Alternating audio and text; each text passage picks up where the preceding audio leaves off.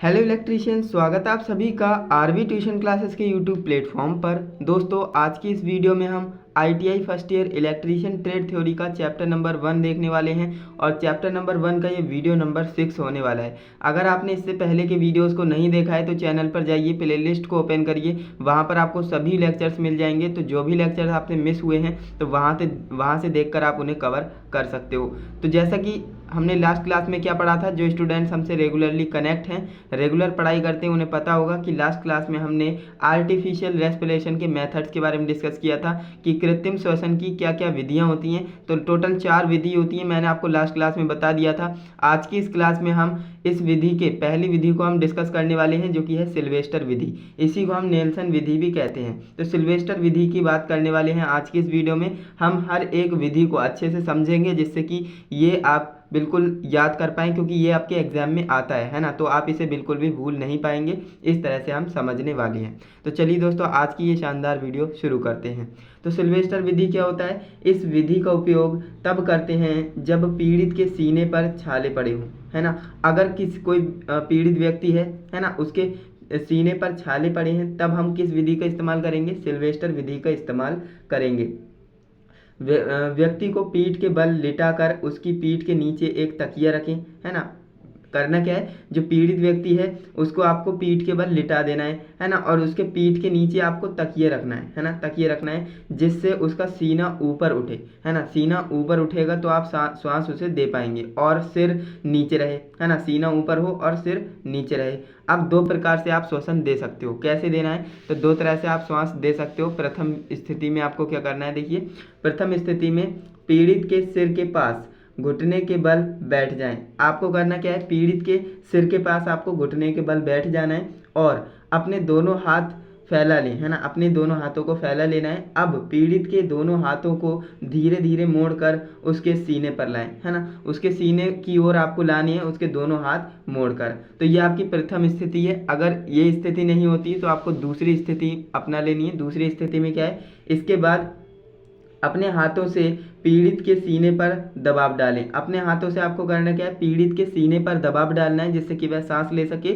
कुछ सेकंड बाद पीड़ित के हाथों को उसके सिर के ऊपर तक फैला दें। उसके जो पीड़ित के हाथ हैं, उसके हाथों को आपको करना क्या है, सिर के ऊपर तक फैला देना है और मुट्ठी खोल देना है ना। अगर मुट्ठी बंधी हुई है तो उसे आपको खोल देना है। यह क्रिया 10 से 12 बार करें जब तक श्वास सामान्य न हो जाए। यानी ये क्रिया आपको 10 से 12 बार रिपीट करनी है, जब तक जो पीड़ित व्यक्ति है उसकी जो रेस्पिरेशन है यानी श्वास है वो नॉर्मल ना हो जाए, तब तक आपको ये करते रहना है। समझ में आया? ये आपकी होती है कृत्रिम श्वसन विधि, है ना। तो देखिए, कृत्रिम श्वसन यंत्र आपको दिखता कैसा है वो मैं आपको एक बार दिखा देता हूँ। ये कुछ इस तरह से आपका कृत्रिम श्वसन यंत्र होता है। ये आपको आपकी बुक में भी मिल जाएगा, एंड मैंने जो आपको PDF प्रोवाइड की है वहाँ पर भी आपको ये देखने को मिल जाएगा। तो आपको करना क्या है, इसे डायग्राम को बना लेना है ना। जो आपके नोट्स हैं उनमें आपको इसे बना लेना है। तो ये आपको समझ में आ गया होगा कि सिल्वेस्टर विधि क्या होता है ना। इसकी प्रथम स्थिति क्या है और द्वितीय स्थिति क्या है। अब इसके बाद देखिए, ये तो मैंने आपको लास्ट क्लास में बताया था, है ना, कि आर्टिफिशियल रेस्पिरेशन क्या होता है। अब इसके बाद हमारा जो है दूसरा मेथड है।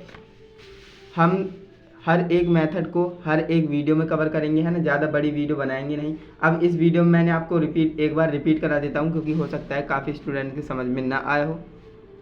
देखिए, सिल्वेस्टर विधि कुछ भी नहीं है, सिंपल सी एक मेथड है जिससे हम आर्टिफिशियल रेस्पिरेशन यानी कृत्रिम श्वसन विधि है, जिससे कि हम पीड़ित व्यक्ति को श्वास दे सकते हैं। अब कैसे देना है, हाँ, ये बात आपको ध्यान रखना है कि सिल्वेस्टर विधि का उपयोग हमें तभी करना है जब पीड़ित के सीने पर छाले पड़े हों, है ना। अगर उसके सीने पर छाले पड़े हैं तो हम इस स्थिति का इस्तेमाल करेंगे। अगर कोई और कंडीशन है वो हम आगे आने वाले मेथड्स में डिस्कस करने वाले हैं। तो सिल्वेस्टर विधि क्या है, इस विधि का उपयोग हम तब करते हैं जब पीड़ित के सीने पर छाले पड़े हों।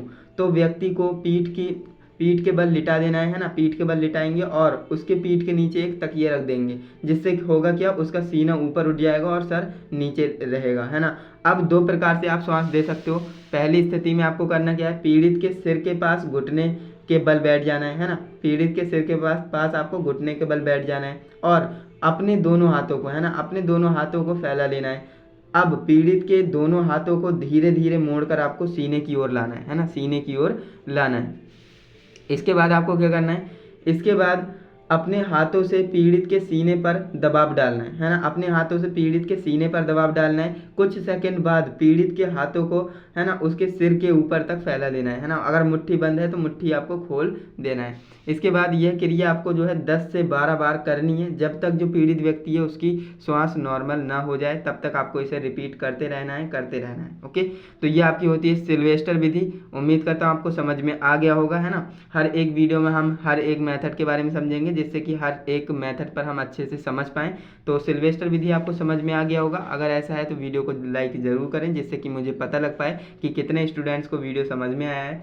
एंड इसके बाद हम आने वाली वीडियो में शेफर विधि के ऊपर चर्चा करने वाले हैं कि शेफर विधि क्या होती है ना। तो अगर आप उस वीडियो को देखना चाहते हो तो चैनल को सब्सक्राइब कर लेना, क्योंकि चैनल को सब्सक्राइब करेंगे तो आपको नोटिफिकेशन मिल पाएगी और आप वीडियो को देख पाएंगे। ऑल नोटिफिकेशन ज़रूर सेलेक्ट करिएगा। वीडियो को लाइक कर दीजिए ज़्यादा से ज़्यादा एंड शेयर कर दीजिए अपने दोस्तों के साथ। एंड जो मैंने आपको पीडीएफ दी है ना फ्री ऑफ कॉस्ट, तो आपको इसको अपने पास ही नहीं रखना है, अपने दोस्तों को भी बताना है ना, उन्हें भी शेयर करना है। इस पीडीएफ को ज़्यादा से ज़्यादा आपको शेयर करना है अपने दोस्तों के साथ। और वीडियो से रिलेटेड कोई डाउट हो तो मुझे कमेंट में बताइए, मैं आपके कमेंट में ही आपका डाउट क्लियर कर दूंगा।